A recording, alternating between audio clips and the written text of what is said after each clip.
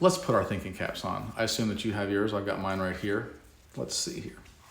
All right. Anything else that you do in the world, if you do it fast and well, you get rewarded for that. If you're at your job and you make widgets and you make more widgets than everybody else and you do a good job at it and you're fast and look at all these widgets I made, you're going to get a raise. You might even fail your way right up to management.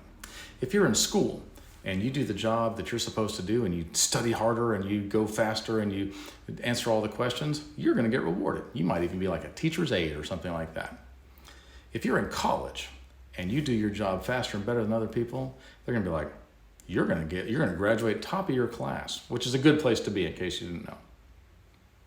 I graduated in the bottom 2% of my class. I'm just kidding, I didn't graduate at all.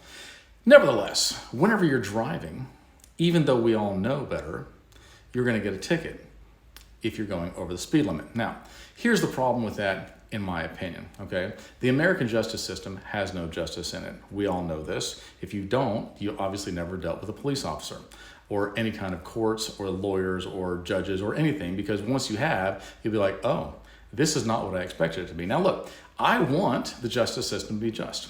I do. I want politics to be just too. And when I look at those things, I am utterly disappointed to the point where I'm like, my world has collapsed because the things that I believed to be true when I was a child are not true. Here's the truth, okay?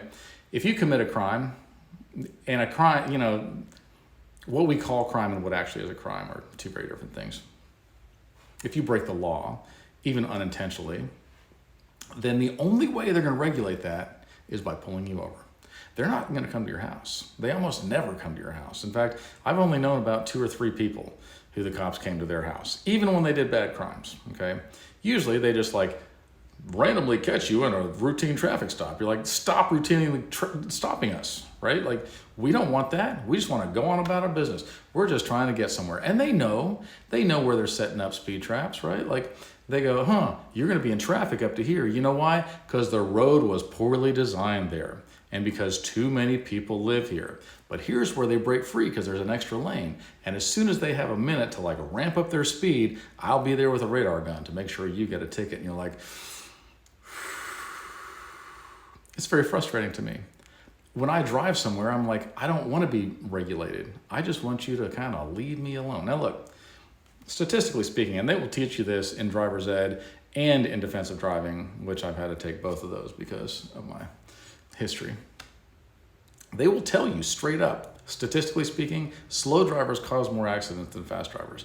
And I'm not as fast as I used to be, okay? But I do understand your point. And I'm going to take it into consideration, but I'm probably going to still have a heavy foot because it's a handicap that I have. I feel like it's probably Obama's fault somehow. Did you know that in 1849, the first train robbery happened in America and Obama did nothing to stop it? That's the kind of president he was, I'm just saying.